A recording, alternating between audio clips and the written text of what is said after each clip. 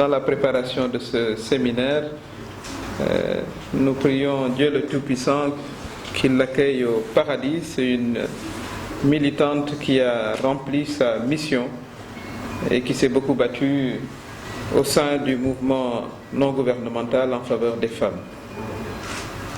Mesdames, Messieurs, l'atelier qui nous réunit aujourd'hui entre dans le cadre du dialogue interacteur.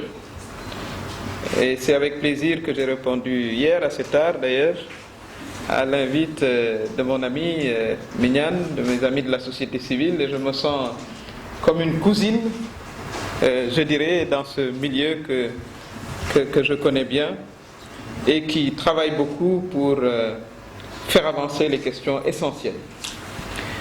Et cette question qui nous réunit aujourd'hui est une question importante, puisqu'il s'agit de développer des programmes de coopération, un programme de coopération multilatéral avec un acteur important qui a des relations historiques avec nos pays, les pays Afrique, Pacifique et Caraïbes.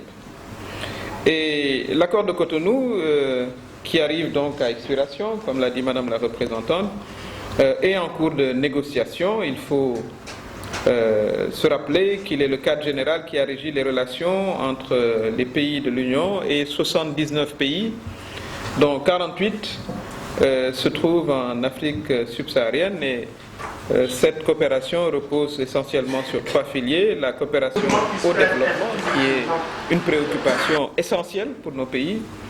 La coopération économique, évidemment, il ne saurait y avoir de développement économique, de développement social sans développement économique, et évidemment la dimension politique liée à la démocratie, aux droits humains d'une manière générale.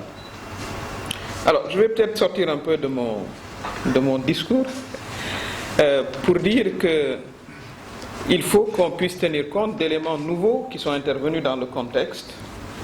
C'est quand même la zone franche économique africaine, ce qui est l'aboutissement d'un grand processus qui vise à intégrer l'Afrique sous la forme d'un marché commun.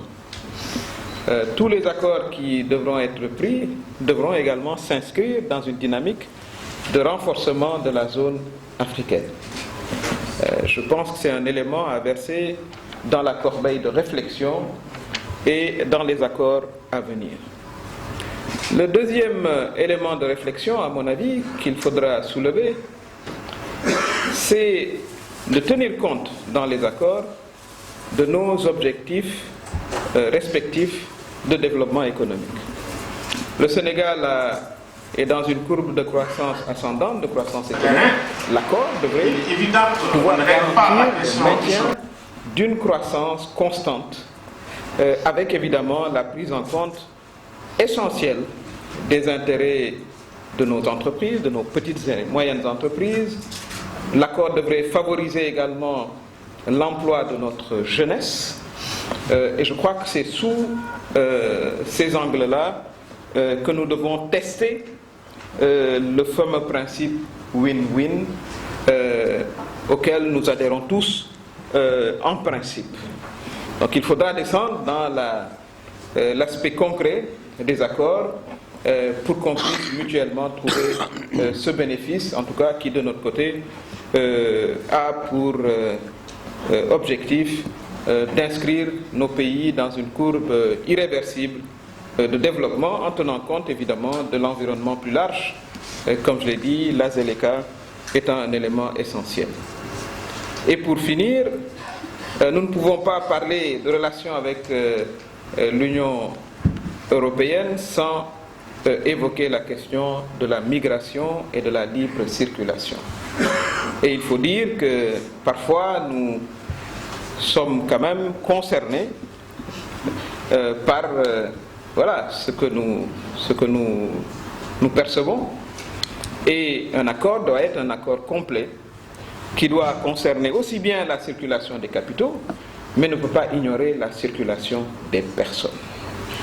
Et ça, c'est des questions également qu'il faut poser courageusement et les faire avancer pour que le principe du gagnant-gagnant ait un sens. Il ne peut pas se limiter à des déclarations, disons, théoriques.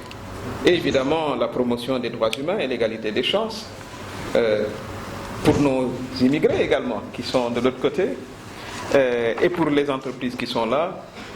Tout ça pour dire que, au vu des défis et enjeux de l'heure, le nouvel accord devra prendre en compte, d'une manière générale, tous ces intérêts et les sous-peser de manière équitable. Et c'est le sens, disons, de cet atelier qui est initié par les organisations de la société civile. C'est un exemple de bonne synergie, de bonne collaboration entre les acteurs étatiques. J'en représente la société civile, mais également les partenaires au développement. En tout cas, mesdames, messieurs, les attentes des populations africaines et européennes dans le futur des relations euro-africaines sont énormes. Et je pense qu'il faut les inscrire dans cet accord dans une perspective, encore une fois, c'est dit, d'égalité de chance, mais des deux côtés, de prise en compte des droits fondamentaux, cela est important, mais également de développement mutuel en s'inscrivant dans une dynamique également nouvelle qui est celle de la ZLECA. C'est pour dire que nous attendons également avec beaucoup d'intérêt les conclusions de vos travaux, avec le grand espoir de les voir enrichir le contenu des documents de négociation de nos États. En tout cas, je peux vous dire que le Conseil économique, social et environnemental, qui traite justement de toutes ces questions transversales, invite, enfin tous les acteurs seront toujours les bienvenus à venir discuter de ces questions-là au niveau du Conseil où siègent justement tous les acteurs, le patronat, les syndicats, les organisations de jeunes, de femmes et évidemment des représentants des collectivités territoriales. Je voudrais remercier également l'Union européenne pour avoir soutenu cette initiative, mais surtout les organisations de la société civile qui sont des partenaires de l'État. Moi, je perçois cette dynamique comme étant une dynamique de complémentarité. Moi-même, j'ai eu à travailler pendant longtemps au milieu des organisations non gouvernementales et je voudrais ici également saluer votre contribution quotidienne pour faire avancer les questions fondamentales qui se posent à notre pays. Sur ce, je voudrais déclarer ouvert l'atelier national sur le post-Cotonou. Je vous remercie.